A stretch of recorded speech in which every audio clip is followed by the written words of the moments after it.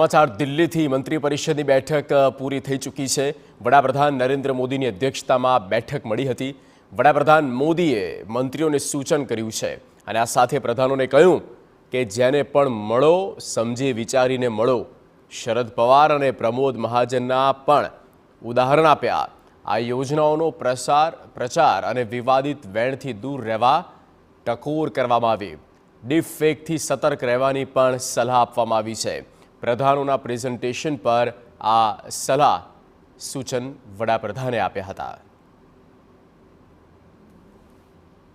2047ના vision પર પણ આ મંત્રી પરિષદની બેઠકમાં ચર્ચા કરવામાં આવી અને રોડમેપ તૈયાર કરવામાં આવ્યો।